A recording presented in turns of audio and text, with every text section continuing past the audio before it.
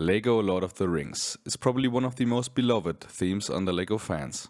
However, this theme being so beloved back then, LEGO did only release a couple of sets over the course of 2 years. The first wave of sets released in June of 2012, and the last set of the Lord of the Rings theme was released in July of 2013. So LEGO only released a couple of sets over the course of round about a year.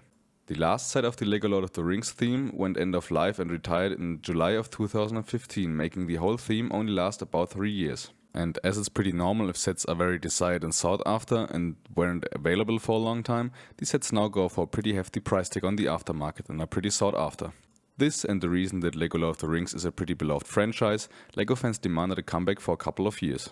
So after quite some time of waiting, LEGO decided to revive the theme, or at least kind of, in 2023.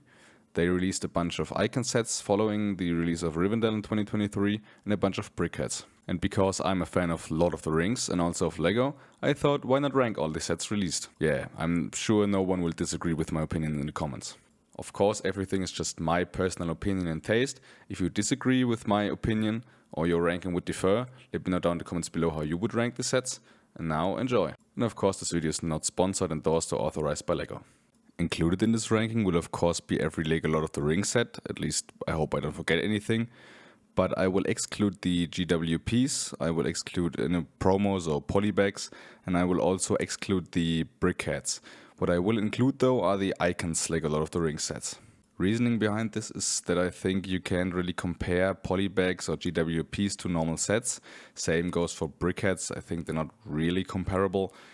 You could say the same for icon sets, as they're basically like something in a UCS category, but I feel like they're still more a normal set than any polybag or GWP or brickhead or anything.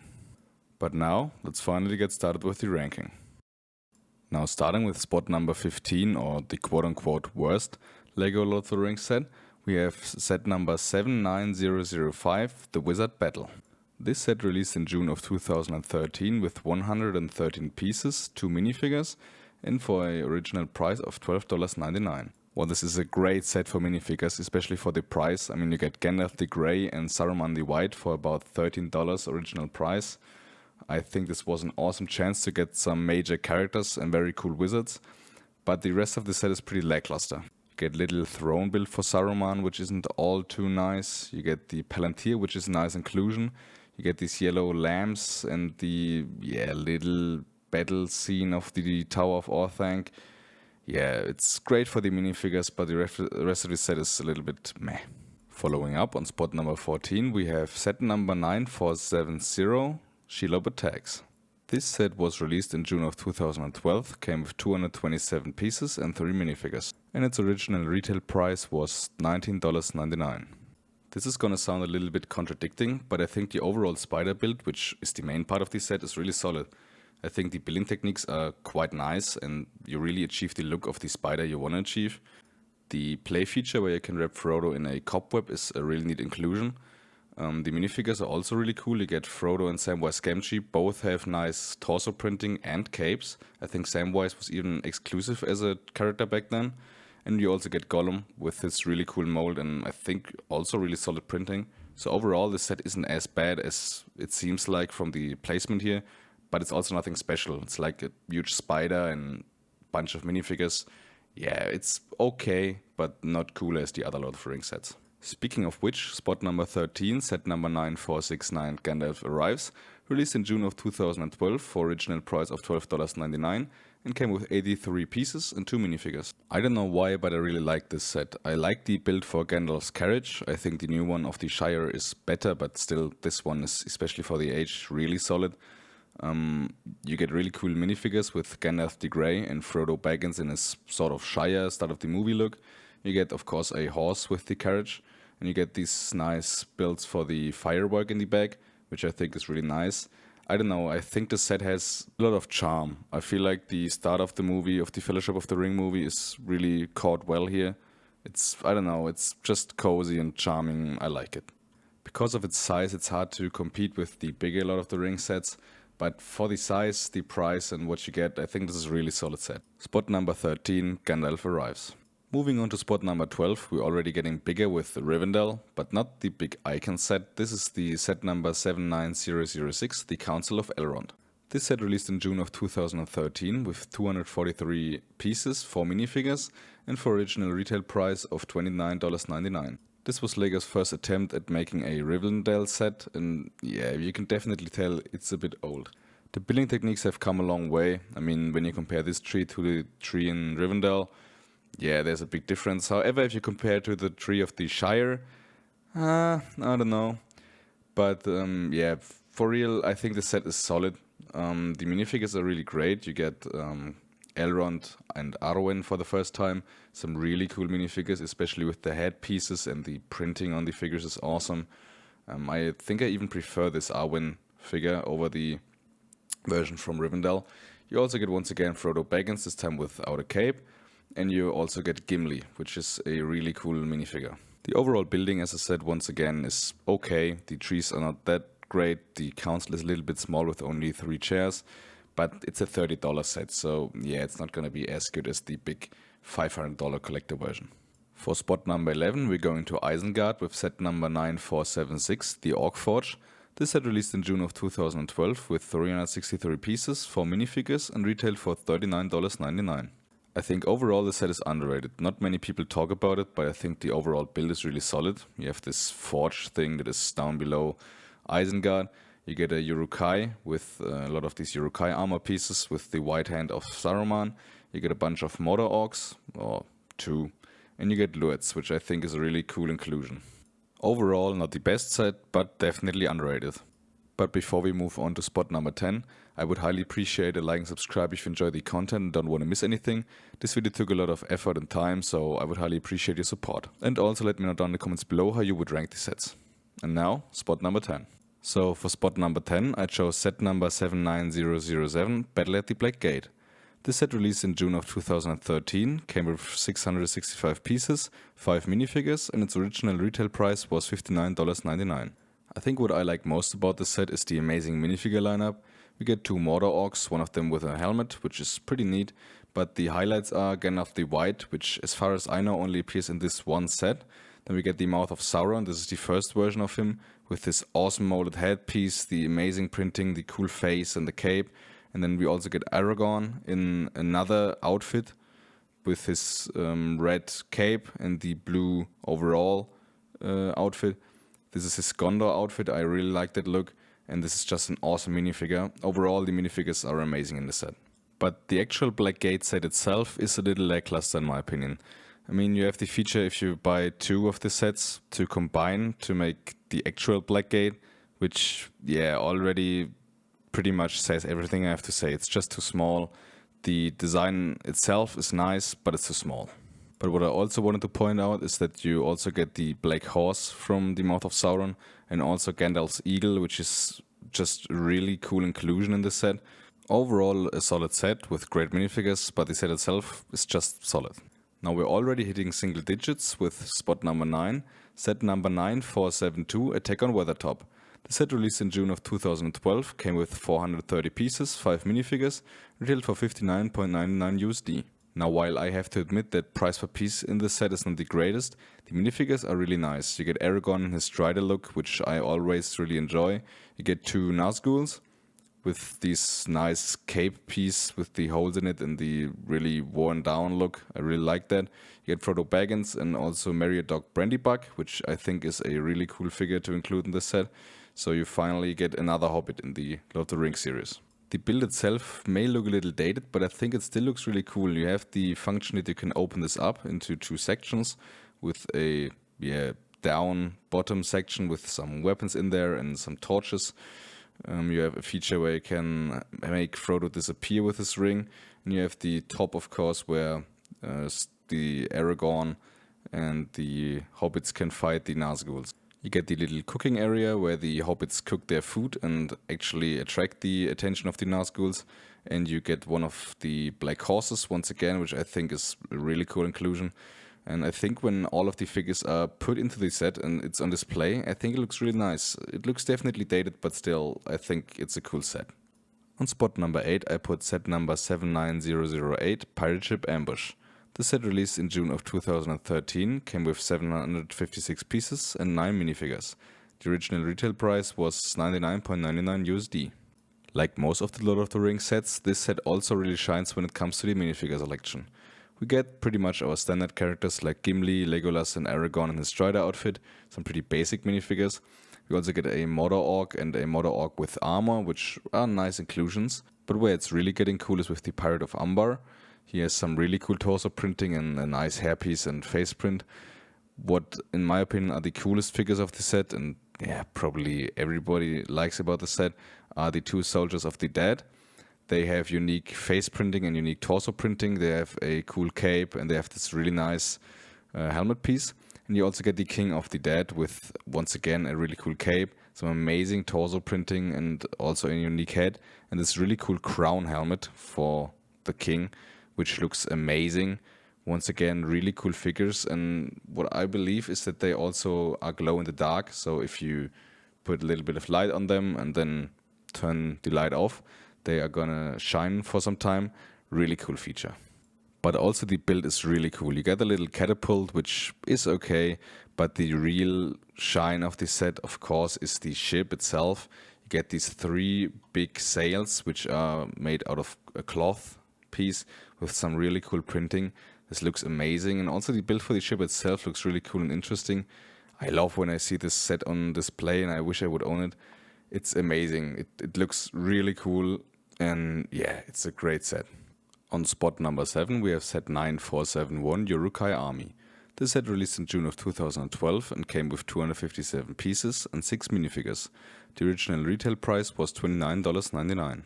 This is probably the only army builder set that LEGO ever released in the Lord of the Rings line. You get one normal Uruk-hai, you get one Uruk-hai with a helmet, and you get 2 Uruk-hais with helmet and chest plate. The Uruk-hai look awesome, and especially if you got a bunch of these sets, you could build up a pretty huge army of Uruk-hai, which just looks amazing. Who doesn't want that? You also get a normal Rohan soldier, and you get Eomer. Both come with the really cool Rohan helmets and some cool printing details on the torso. Eomer has also some leg printing and a really nice cape. The rest of the set, being the builds, are okay. You get this ballista, which is really nice if you get a bunch of them in your Uruk-hai army. And you get this wall piece, which you can add to the Battle of Helm's Deep. So you have like a long wall. This is also solid. What I think is really cool is that Eomer gets his horse. And otherwise, yeah, the build is solid, but this is clearly a set you would get for the minifigures. I personally would really love a remake of this set. Let me know down in the comments below if you would also like a remake of the set. I think this would be an awesome idea. Now for spot 6, we stay in Helm's Deep. This set is just missing the top 5. Set number 9474, the Battle of Helm's Deep. This set released in June of 2012 came with 1,368 pieces, 8 minifigures, and retailed for $129.99 US. We of course get a bunch of standard characters for the Battle of Helm's Deep, being Gimli and Aragorn in his Strider outfit. Then we get a normal Uruk-hai with helmet, and we get 2 Uruk-hais with helmet and armor or chest plate. Then we get a Uruk-hai Berserker, which is exclusive to the set. We get Haldir, which is an amazing figure with awesome printing on the torso and the hips and the legs, with the nice elven hairpiece, and he has also a red cape. And then my favorite minifigure of the set, King Theoden. The armor and the helmet are amazing, especially the printing and the details on it. The printing on the torso and also on the legs is amazing too, and I think the likeness of the head print is also insane. This is a really, really great minifigure. I love that character in the movies, and its leg representation is awesome as well. Now for the actual Fortress of Helm's Deep itself, you can tell that it's a quite old set. I think if this would release now in a newer version, it would look way more modern and better. This doesn't mean that the set itself is bad. I think it's still cool. We get the little front way to the main door of the set, which we can only hardly fill up with Uruk-hai if you don't have a lot of the Uruk-hai army sets. Then you have this wall where you of course can add a bunch of the walls from the battle pack set, sort of. There is a play feature where you can run with the Berserker into the wall and actually let it explode. This is a really cool play feature in my opinion. You get some of these ladders so that the Uruk-hai can enter the fortress. and you get the dining hall on the inside. I think overall this is a solid set for the Battle of Helm's Deep, and especially it being so old, it still looks quite nice, but I think a remake of this would look way cooler. It was a hard decision for me to decide between the actual Spot 5 and the Battle of Helm's Deep, but in the end of the day I chose for Spot 5 set number 9473, The Mines of Moria. This set released in June of 2012 with 776 pieces, 9 minifigures, and for an original retail price for $79.99 US. I don't want to beat around the bush. One of the things that makes the set so great is of course the cave troll. This is one of the most amazing and incredible big figs Lego has ever made. It's gigantic, it has very cool printing on the face and also some details on the rest of the body. The mold is amazing and it's very accurate to the source material. What an amazing piece for Lord of the Rings fans. The other minifigures are also quite nice as well. You get 2 skeletons, you get 2 Moria orcs in green, you get Peregrine Took or Pippin, you get Gimli once again, then you get Boromir, which is a really cool figure with his cape and amazing printing detail on the torso and legs. You also get Legolas, which always is cool. Now for the actual set you get these big doors of the entrance, which you can actually lock with the axe, like in the movie. Then you get this side wall with a chest and a bunch of other accessories. What I don't like about the set that much is the load of sticker details. Alone in this side build you can see there is a huge amount of stickers, which I'm not the biggest critic of stickers, but when it's that many I just don't like it. A couple of these details could have been printed or maybe even brick built. This set also comes with the book and also Balin's tomb, and you also get the little well on the side with the skeleton which Pippin can knock down, so the Moria orcs actually come to our heroes. Overall the build is still quite nice. The only critique point that I don't really like about the set is the load of stickers. Otherwise I think it's really great, and yeah, the set is carried a lot by the actual cave troll. Spot number 4 is the newest Lego Lord of the Rings sets. It's set number 10354, The Icons Lord of the Rings The Shire. The set released in 2025, just recently, came with 2017 pieces, 9 minifigures, and retailed for $269.99. While the set is overpriced for what it actually is, I think it's still a great set. The side builds are okay. Besides the tree, this thing is, not good. But the main build of the back end hobbit hole itself is really nice. I like the design from the front. I think it looks awesome. The carriage that you get with the set is very nice. I like the minifigure lineup.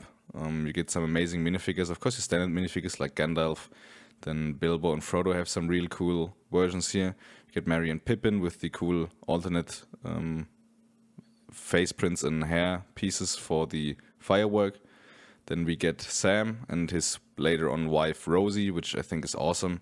And we get the Proudfoots, which are really cool inclusions. Some really nice minifigures, and the interior is also really nice. While it's a little small, it's still a very nice and very detailed interior. I still think it's a great set. And now we finally reach the podium. Set number 10237, The Tower of Orthanc, released in July of 2013 with 2,359 pieces, 5 minifigures, and for an original retail price of $199.99. Now, while I think the amount of minifigs for this price is a little low, the minifigures itself are really nice. You get the Uruk-hai with armor and helm print, with the hand of Saruman on it. Then you get a normal Mordor orc. You get Grima Wormtongue, which is a really cool character, and I think this is one of the most expensive figures of the Lord of the Rings theme. Then you get Gandalf the Grey with his hair instead of the wizard head, and you get Saruman with the long robes, with the printed brick on the bottom with the printed slope, which looks really nice. He got a cape and his nice hairpiece. I think you could have included a couple more figures in this set, especially for the $200 price tag. But otherwise I think the minifigure selection is solid. The build itself is really nice. You get half of the tower basically, so the one side is open, the other side is fully built. It looks really nice, this all black tower with these details, and especially the top of the tower looks really cool. You have a little window where you can put Saruman on, you have a little staircase and some awesome details and building techniques on the outside. On the inside you get a fully fleshed out interior. You have this ladder that you can fold open or close. In the top room there is some Uruk-hai army with the white hand of Saruman. There is the key of the tower and also the key for Barad-dûr, I think, if I remember that correctly. And in general, there is just the stuff for the Uruk-hai army that Saruman makes. Then down below there is, I think it's a library with a couple of books and stuff like that, some wizardry stuff. Then there's also a room that is sort of like a laboratory where they can mold some stuff for the armor and the weapons, and there are also some liquids in the bag, some really nice stuff. And I think this function is a trapdoor mechanism for some figure to fall down. And there's also room for the Palantir and the Throne of Saruman. I really like the Palantir piece here. This is a really cool thing. Then you also get Treebeard, which looks okay for the time of the set being made. I think nowadays it would look better, but still I think it's a really cool inclusion to get Treebeard. It's just a very cool scene when the Ents walk into Isengard, and this is a really cool inclusion in the set. And what is also nice that you get is the eagle from Gandalf. I really like that they included this piece once again. And yeah, it's nice that its eagle is included. It definitely needs to be. Overall, the Tower of Orthanc just has a nice presence. It looks great on the shelf. Really cool set, and I would also really love a remake. And now the, in my opinion, second best LEGO Lord of the Rings set is set number 10333, the Icons Lord of the Rings Barad-dûr. This set released in June of 2024, came with 5,471 pieces, 11 minifigures, and retails for a price of $459.99. And we just talked about shelf presence, but this set has it. This dark tower with the rock work wrapping around it, with the huge flamey eye on top, is just amazing. It's super huge. You really can't grasp the size until you've built it or seen it in real life in maybe a Lego store or something. It looks amazing. The entrance on the bottom with these pillars that go out of the set with all these spikes on there, with the color grading that you get, that the stuff that is nearer to the lava is more brown and orange, and the further away it gets more dark brown and black. Then you have the middle layer with some other pillars, which once again have this color grading. Then the windows and the sparky black details everywhere. And I really love the top with all these spikes and these, yeah, I don't even know what it is, but it just looks amazing. And on the top, this eye just is such an eye catcher. Yeah, no pun intended. But it looks awesome. You can move the eye. There is a light brick, which is okay. But just the front looks amazing.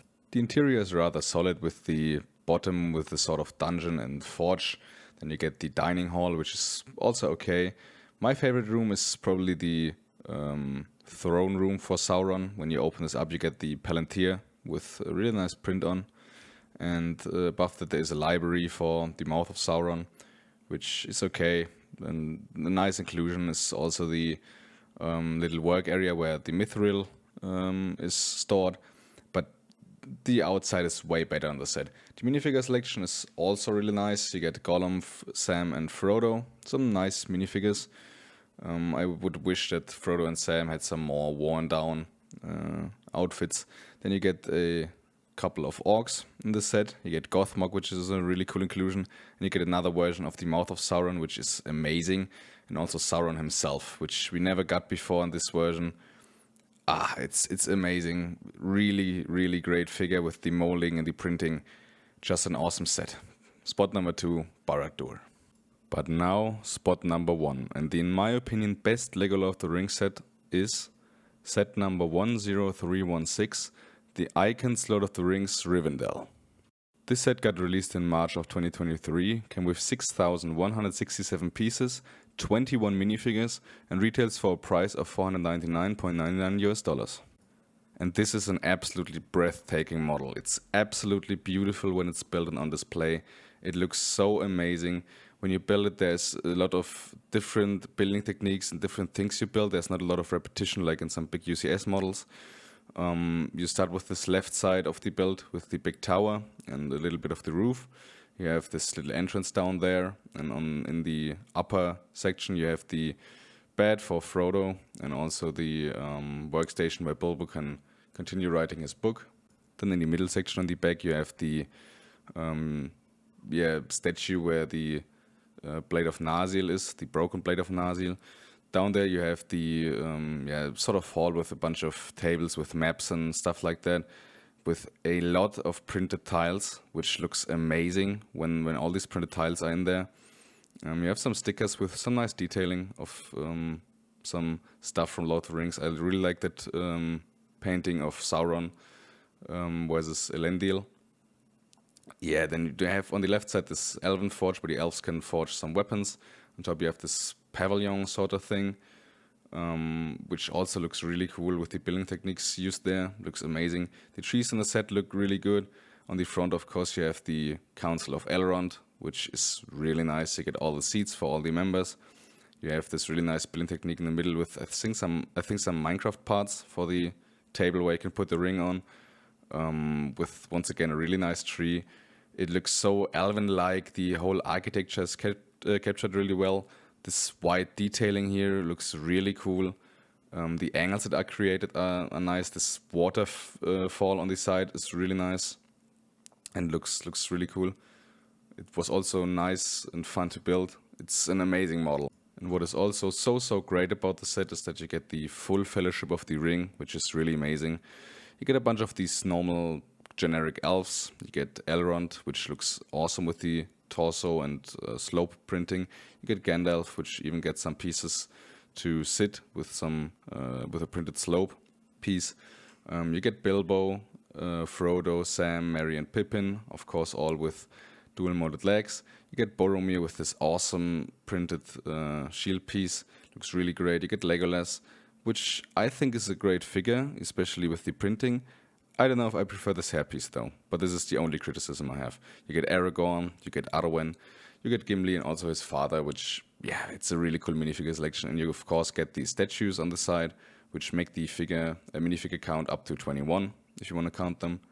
And overall, this set is just so beautiful. And this could even be the greatest Lego set of all time at point of making this video. Honestly, there was a fellowship of designers working on the set. It is in the instruction manuals. And you can really feel it. It's such a great model. It was a perfect return for the Lord of the Rings theme for Lego, in my opinion. It's absolutely beautiful. It's gorgeous. I really love this set.